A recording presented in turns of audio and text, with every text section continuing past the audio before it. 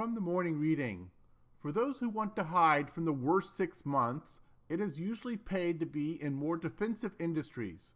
Looking at the last 89 years of summer returns for 46 industries, some of the most defensive ones did best, with an impressive average return during the next 6 months. Most of the worst performing industries were more geared toward economic growth and consumer spending. Amongst the best, tobacco products, utilities, food products, consumer goods, and pharmaceuticals.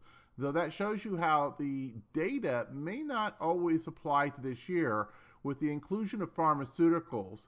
Certainly we normally think of pharmaceuticals as being a defensive industry group, but with the pharmaceutical industry being in the target of political action this year, it may not perform quite to its historical norms. So always kind of take these data points and then apply to the current charts and to the current situation.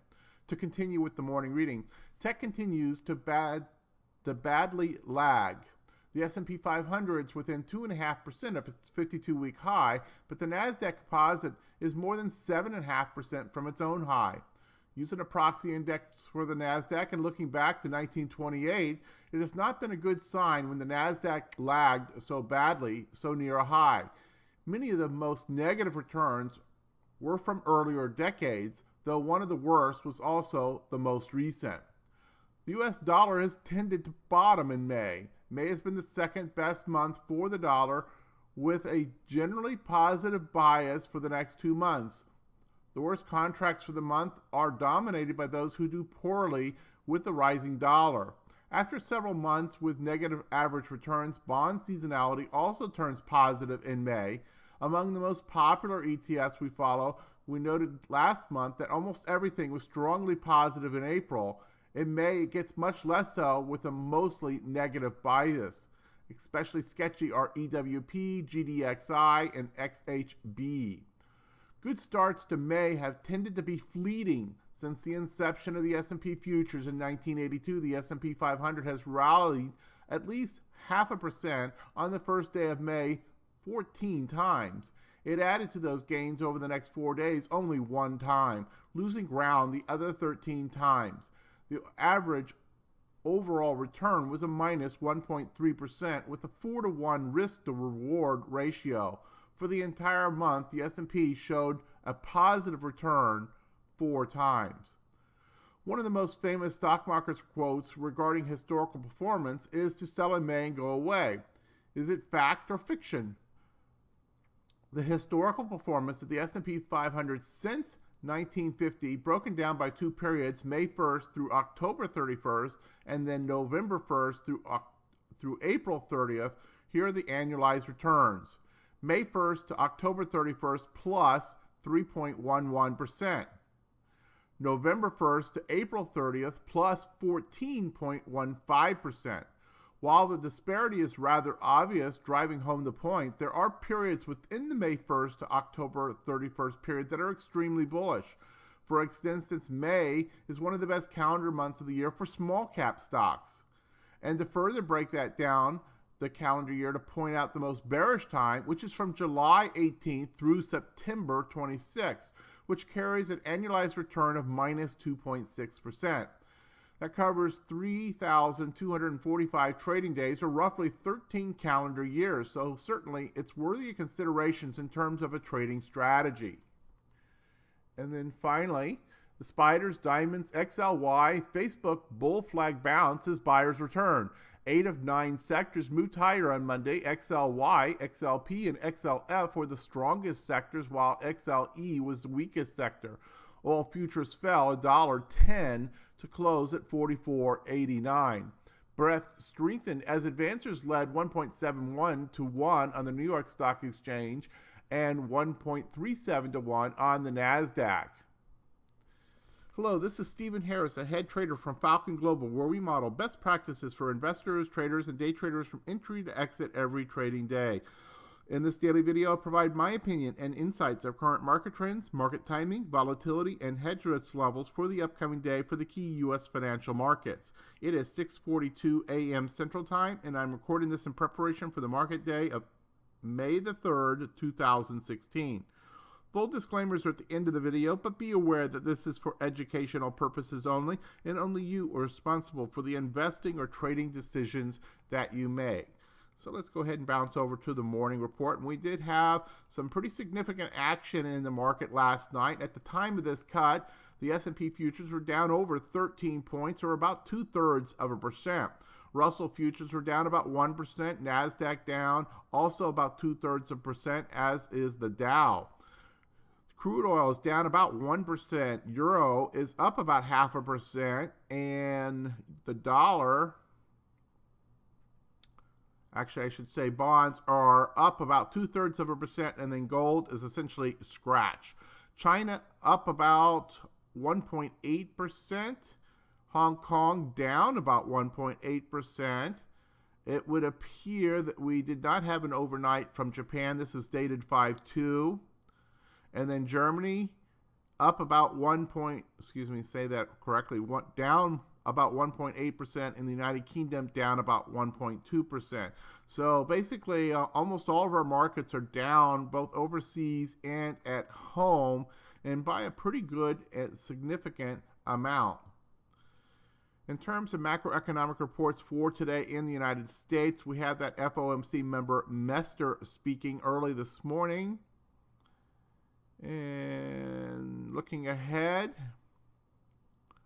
we have non-farm employment change, the ADP version, non-farm productivity, trade balance, labor cost, ISM non-manufacturing, factory orders, crude oil inventories. This is actually turning into something of a busy week. And remember, on Friday should be the monthly employment report, which is one of the big four reports that hit during the course of a monthly cycle. In terms of current volatility conditions, let's go ahead and move over to there. Short-term VIX, 13.77, so still very low. Skew just above the warning threshold is currently 127.67. IV percentiles across all four indices continue to be remarkably low, though they have come up off of their extreme lows in recent trading sessions. S&P at a 15, the Russell at a 15, NASDAQ at a 21, and Dow at a 12. We did have standard deviation moves put in on 3 of the 4 indices yesterday on a close-to-close basis, including the S&P, the NASDAQ, and the Dow. So in the last 3 trading sessions, you've had a -1 standard deviation move and now a +1 standard deviation move. So let's go ahead and take a look at the charts and see just what that has summed up to be. There we go, back to the white. That seems to be the favorite for folks watching this on YouTube. You note that with yesterday's action, which would be this green candle here, remember this is futures chart on the S&P, we came back and closed back into the channel, so that would seem to basically call this action here, where we broke below the channel, broke the diagonal, and broke the horizontal support from Friday, as basically being, a false breakout. But what's happened with that? Well, we've promptly, with last night's activity, invalidated that action. And when you put all this together, you have, currently we are outside the channel and below the diagonal and horizontal support from the recent price patterns. So we'll have to watch and see what happens as the full participation of the cash market comes together. We have tried to and attempted to bounce a little bit after dropping about 20 points, pretty much straight down in the overnight action. It has tried to bounce, but it looks like that's being rejected right now. And the most likely scenario here at 6:46 a.m. is that we're probably getting ready to leg down a little further. So certainly an interesting setup that is occurring in the pre-market today. In terms of the Dow futures, very much the same action. It actually had a little better, stronger action yesterday, but that has been totally invalidated as of this point. And then let's go ahead and go to the NASDAQ. Wow, NASDAQ is just super weak. Now, it is at some important support at the cloud. We mentioned that yesterday. Still hasn't gone into the cloud. And the Russell still, I think, probably holding up inside the channel, though it's certainly at the lower threshold of that channel. Now let's go back and go to the S&P and let's play what if. So if we do break down from this area, where are we likely to go? Well, we had a lot of support here as we bounced in this, we'll call it the 2030 area. So likely to bounce down, you know, perhaps another 40 points down into that area about 2030. And at that point could very well find some support. So this is going to be a very interesting kind of sequence here. And once we find support there, of course, that will likely be coming into the top of the cloud. That also will act as support. And, you know, ultimately it's representing much of this activity from back here. Bottom line is, if we do break down, look for it to fall about 30 or 40 points. And then from there, it gets really, really challenging because this is basically a giant sideways channel and ranging action. And this ranging action has been ranging from about 1800 up to about 2100. It's about 300 points across this range at this point. Do we go back down and revisit these February lows, or do we chop around in the middle, kind of like what happened here? So it's really, really messy on these longer term patterns at this time.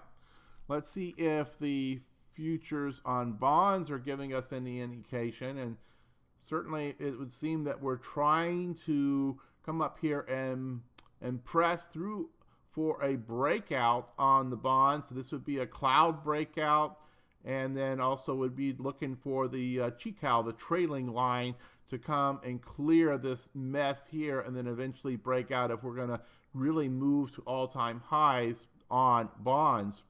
Right now, that would seem to be the more obvious pattern, and that would be negative for equities. That being said, in order for that to happen, it's got to break through some pretty significant resistance zones. So it's got its own fight to be able to do that. And then in terms of volatility, volatility has been pretty choppy. We're still in the bullish zone. We're down below 18. The land of bull markets is that, you know, 12 to 18 kind of reading on volatility. Here's the regular VIX. You can see a lot of overhead resistance on this. So, you know, it's not a done deal by any measure that the market's going to break down. And then let's take a look at gold. Gold's been perhaps the most interesting chart of late. And we did set a new 52-week high yesterday on the intraday. And then so far today, the action is also positive. And as of right now, if this sort of close right here, that would be a closing high for that 52-week period. So gold continues to be very, very bullish. And I think that's probably enough of that. Let's go ahead and go to the regular daily report. And we're still phase 5 in short term, the break of diagonal support. So this is bearish. That's a warning sign. In terms of our 3 mechanical signals, no significant differences here.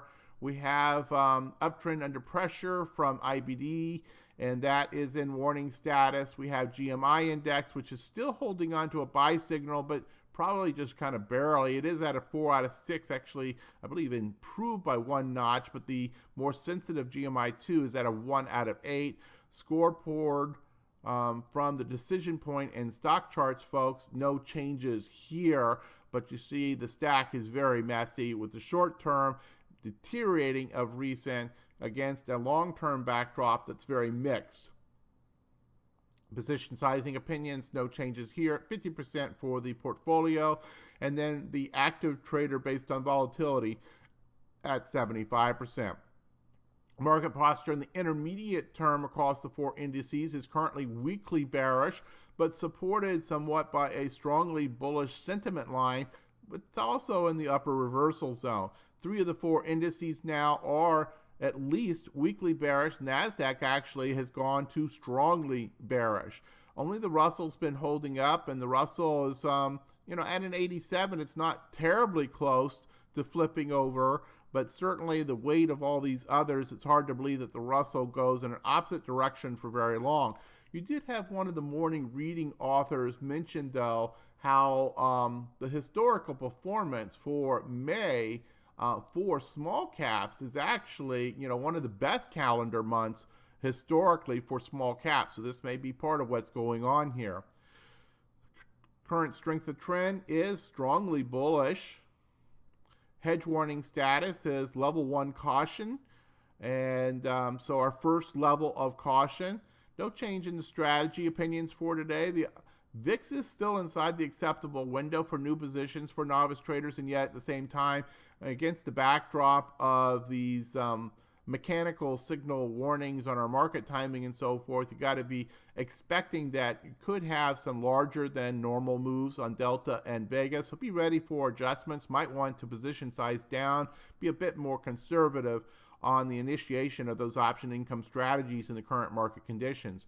In terms of cover calls and put selling, no change here as well. Conditions are not acceptable in either one of the strategies to initiate new positions that are bullish for the short to intermediate term for novice traders. More aggressive traders may take advantage of this volatility, though you may want to construct your strategies a bit more conservatively than you would have a week or two ago. And you note the ratios here for the out of the money and in the money and the low beta and high beta. In terms of specific warnings, you see volatility ratio warnings fired back into the extreme area. So we're now waiting for that to signal. It's not yet signaled. NASDAQ is at a 7 distribution day count, the S&P at 6. VIX phase has been increasing of late. Skew is slightly elevated and just above the warning status. In terms of the risk on, risk off indicators, we've got 2 that are outright risk off right now, and a little bit of action up on these others in terms of rolling over potentially, but they have not yet done so. So very much a conflict here from that set of indicators. Sentiments have been a bit more consistent in terms of warning. Both the short term and medium term are elevated at this point. So we're looking for signs of reversal patterns, as we are with the ETF, Spain, oil producers, and energy. Also, relatively high sentiment readings could be looking for some reversals. Fear and greed index up to a 69, actually went up a few points from the day before. And in terms of sector specific, you have on the short to intermediate term, retail, technology, healthcare, and transportation are all showing up as relatively weak, with particularly technology and retail across all 3 time frames. You see yesterday consumer discretionary, financials, consumer staples, and utilities were the best performers, so a mix of higher beta and more defensive type sectors. So it's been just that kind of market really lately, where we've been getting quite a mix of participation. And indeed, you see in terms of intermediate term market posture by specific ETF, it's a long list here, and they're very much mixed up with defensive and these higher beta areas. So I think that's probably enough for today. Let's go ahead and go into our wrap up. And let's see, what should we talk about today? Well, one thing I will mention that on the YouTube channel, if you subscribe to the YouTube channel, you'll get notice of when content is posted. So we greatly appreciate you subscribing to the channel. It's free, doesn't cost you anything, but we also like to see that people are participating on a regular basis. The other thing about that is that we're going to start probably mixing up the times in which we post content. In just less than 3 weeks, we moved to Montana, and once we're in Montana on Mountain Time Zone, we may start to on many evenings produce the content for this market preview in the evening prior. So that'll give some of you certainly an opportunity to be able to listen to this in the evening and give yourself more time in the morning. But we'll still always have the fallback, plan B of producing this in the morning. And by being a subscriber, that will allow you to know when the content's actually been posted and be able to go ahead and access that. We do encourage you to wait once you see that notice of content. Wait a couple minutes. Allow that to finish processing and be available in high def. And you'll notice the little button. If you see this little HD on the gear button, you are watching in high def. And that's probably pretty important, especially when you get to that section where you see the charts and so forth. It'll be much sharper. The other aspect to this is that when you go to that same gear button, you can also use these other tools to be able to see this in full screen, and then also finally to be able to play that video back at 1.5 speed. That will shorten up the time it takes to be able to listen to the production and be able to move on with your morning routine. I'll go ahead and scroll through the rest of this. If you see something of interest, just hit the hyperlink, hit the pause button, I should say, and then go to the hyperlink. Disclaimers, as always, hit the pause button if you need more time with the disclaimers. And then, of course, note that you have the full set of disclosures down here at this hyperlink near the bottom. That'll take care of us for today. We hope that you have a great trading day, and certainly we'll look forward to seeing you back here tomorrow morning with the Falcon Global Market Preview. Good trading.